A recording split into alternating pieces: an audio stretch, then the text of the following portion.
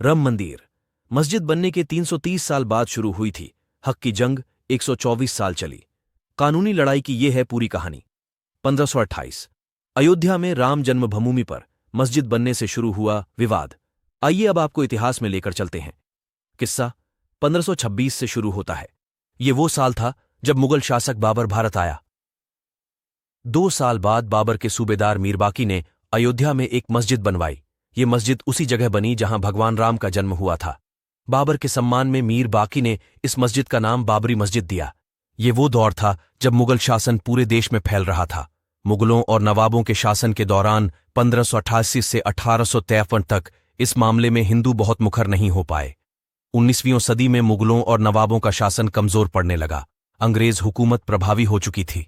इस दौर में ही हिंदुओं ने यह मामला उठाया और कहा कि भगवान राम के जन्मस्थान मंदिर को तोड़कर मस्जिद बना ली गई। इसके बाद से रामलला के जन्मस्थल को वापस पाने की लड़ाई शुरू हुई।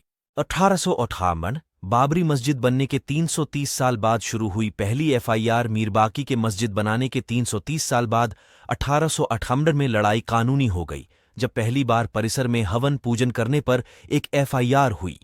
अयोध्या रिविजिटेड किताब के मुताबिक 1 दिसंबर 1858 को अवध के थानेदार शीतल दुबे ने अपनी रिपोर्ट में बताया कि परिसर में चबूतरा बना है। ये पहला कानूनी दस्तावेज है जिसमें परिसर के अंदर राम के प्रतीक होने के प्रमाण हैं। इसके बाद तारों की एक बाड़ खड़ी कर विवादित भूमि के आंतरिक और बाहरी परिसर में मुस्लिमों और हिंदुओं को अलग अलग पूजा और नमाज की इजाजत दी गई। 1882 जब अदालत पहुंची राम के लिए पक्के घर की बात 1828 में हुई घटना के 27 साल बाद 1885 में राम जन्मभूमि के लिए लड़ाई अदालत पहुंची, जब निर्मोही अखाड़े के मनहत रघुबर दास ने फैजाबाद के न्यायालय में स्वामित्व को लेकर दीवानी मुकदमा दायर किया। दास ने बाबरी ढांचे के बाहरी आंगन में स्थित राम चबूतरे पर बने अस्थायी मंदिर को पक्का बनाने और छत डालने की मांग की।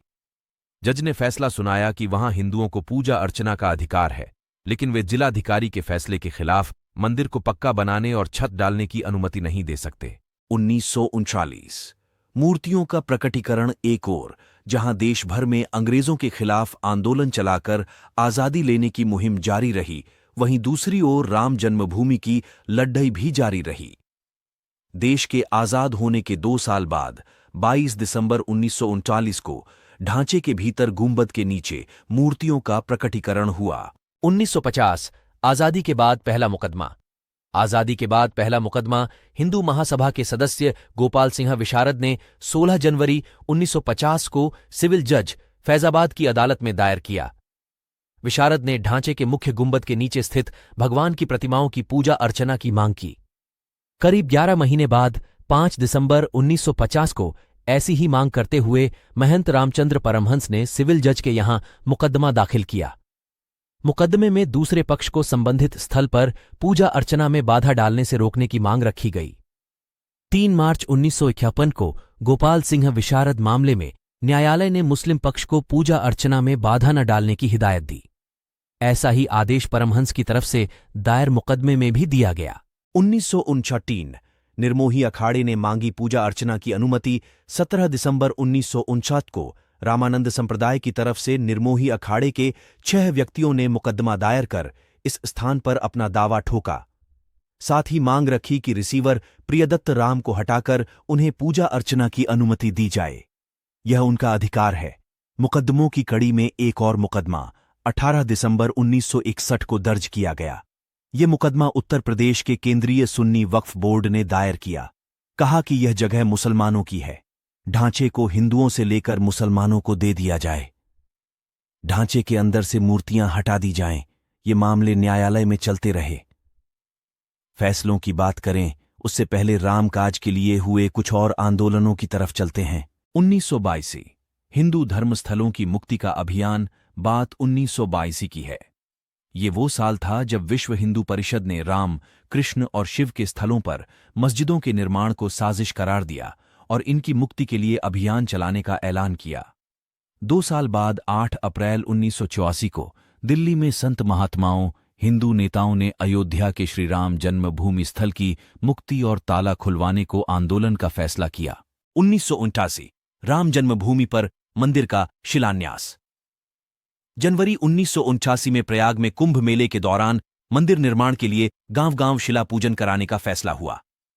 साथ ही 9 नवंबर 1979 को श्री राम जन्मभूमि स्थल पर मंदिर के शिलान्यास की घोषणा की गई। काफी विवाद और खींचतान के बाद तत्कालीन प्रधानमंत्री राजीव गांधी ने शिलान्यास की इजाजत दे दी। बिहार निवासी कामेश्वर चौपाल से शिलान्यास कराया गया। 1992 में विवादित ढांचा गिरा, कल्याण सरकार बर्खास्त। तारीख थी 6 दिसंबर 1992। इस दिन अयोध्या पहुंचे हजारों कारसेवकों ने विवादित ढांचा गिरा दिया। इसकी जगह इसी दिन शाम को अस्थायी मंदिर बनाकर पूजा अर्चना शुरू कर दी। केंद्र की तत्कालीन पीवी नरसिम्हा राव सरकार ने राज्य की कल्याण सिंह सरकार सहित अन्य राज्यों की भाजपा सरकारों को भी बर्खास्त कर दिया। उत्तर प्रदेश सहित देश में कई जगह सांप्रदायिक हिंसा हुई, जिसमें अनेक लोगों की मौत हो गई। अयोध्या श्री राम जन्मभूमि थाना में ढांचा ध्वंस मामले में भाजपा के कई नेताओं समेत हजारों लोगों पर मुकदमा दर्ज कर दिया गया।